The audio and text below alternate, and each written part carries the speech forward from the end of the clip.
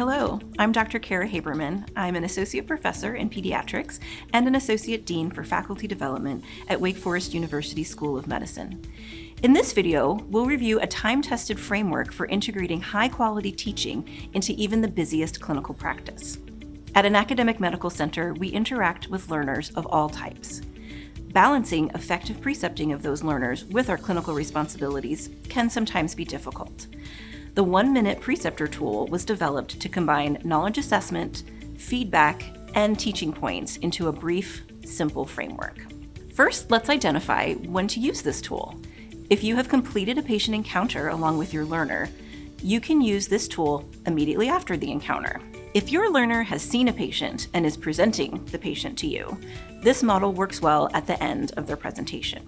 It can also be used anytime a learner seems to be struggling with communicating their ideas, as a method to bring their thoughts back into focus.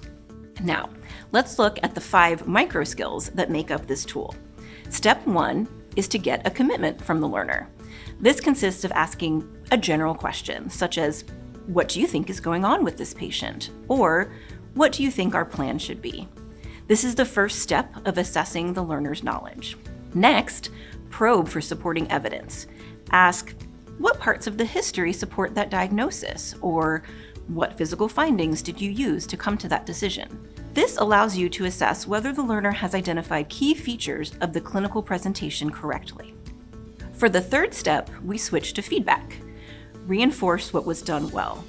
Highlight something the learner did successfully, such as identify or interpret an important clinical finding.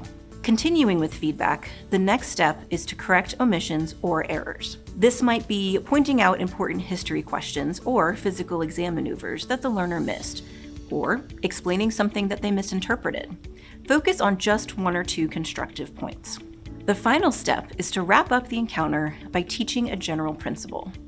This is similar to sharing a clinical pearl or a take-home point. Now, for novice learners, it's usually something straightforward.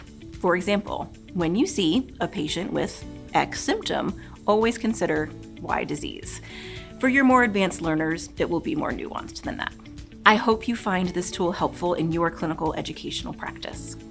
At Wake Forest University School of Medicine, our faculty deliver exceptional healthcare, pioneering research, and unparalleled education.